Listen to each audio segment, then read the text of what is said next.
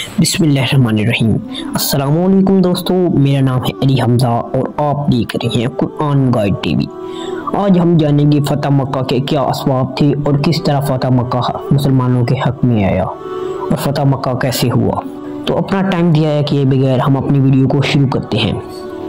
یہ کہانی اصل اس وقت شروع ہوتی ہے جب 6 ہجری کو صلح حدیبیہ ہوتا ہے اور اس میں یہ طے پایا جاتا ہے کہ دونوں فریقین آپس میں جنگ نہیں کریں گے، اور اس وقت بنو خزاعہ مسلمانوں کا ساتھ دے دیتے ہیں اور بنو بکر کافروں کا ساتھ دینے کا فیصلہ کر لیتے ہیں، اور دونوں فریقین کے درمیان 10 سال تک جنگ نہ کرنے کا اعلان ہوا اور یہ معاہدہ طے پایا۔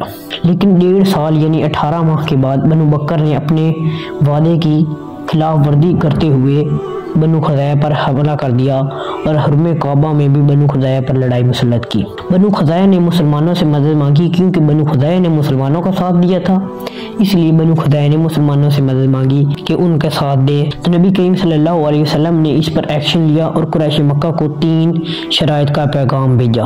3 شرائط تھیں جو اس میں فرمایا بنو خزاعہ کے مقتولین کی دیت ادا کی جائے، یعنی ان کے جو قتل ہوئے ہیں، شہید ہوئے ہیں مسلمانوں کو ساتھ دینے والے بنو خزاعہ، تو ان کے جو قتل ہوئے ہیں ان کا ہدیہ ادا کیا جائے، معاہدے سے دستبردار ہو جائیں، یعنی معاہدہ توڑ ڈالیں، اور تیسری یہ تھی کہ صلح ختم کر کے جنگ کرنے کا اعلان کر دیں۔ قریش مکہ نے جلد بازی میں تیسرا آپشن یعنی صلح ختم کر کے جنگ کرنے کا اعلان کر دیا۔ آخرکار 8 ہجری 10 رمضان المبارک کے مبارک موقع پر مسلمانوں کو 10,000 افراد کا لشکر مکہ مکرمہ کی طرف روانہ ہوا۔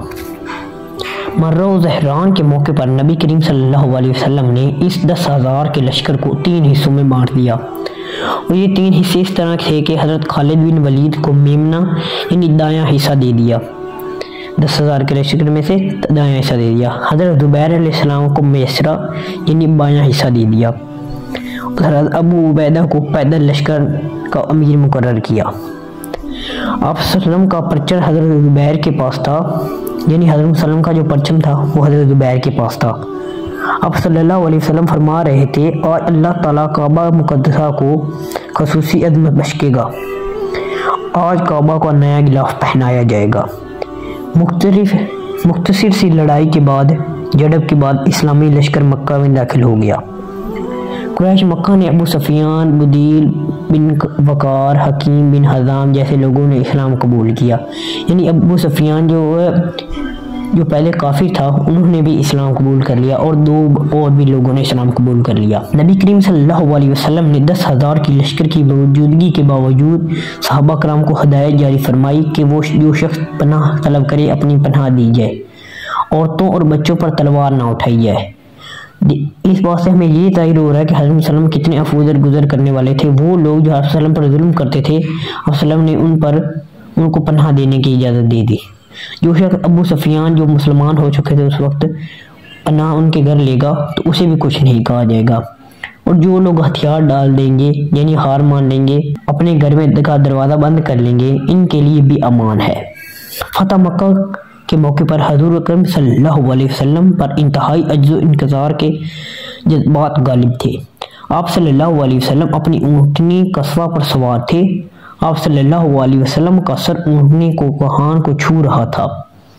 زبان پر سورۃ الفتح کی آیات جاری تھیں، یعنی سورۃ فتح کی تلاوت کر رہے تھے۔ نبی صلی اللہ علیہ وسلم نے فرمایا، آج میں تمہارے ساتھ اسی سلوک کا اعلان کرتا ہوں جو میرے بھائی یوسف نے اپنے بھائیوں کو ارشاد فرمایا، یعنی جس طرح حضرت یوسف علیہ السلام نے اپنے بھائیوں سے کہا تھا۔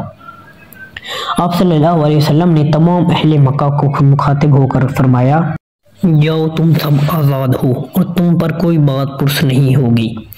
اہل مکہ نے آپ صلی اللہ علیہ وسلم کا اس حسن سلوک اور عفو درگزر سے انتہائی متاثر ہوئے اور جوک در جوک مسلمان ہونے لگے۔ فتح مکہ کے موقع پر رسول اللہ علیہ وسلم کا اپنا بدترین دشمنوں کو معاف کر دینا عفو درگزر کی شاندار مثال تھی، یعنی انہوں نے اپنے بدترین دشمنوں کو بھی معاف کر دیا اور عفو درگزر سے کام لیا، اور ہمیں بھی اس کو اپنی زندگی میں اپنانا چاہیے۔ یہ تھی ہماری آج کی ویڈیو۔ اگر آپ کو ہماری ویڈیو پسند آئی ہو تو لائک، کمنٹ اور سبسکرائب ضرور کریں۔ شکریہ۔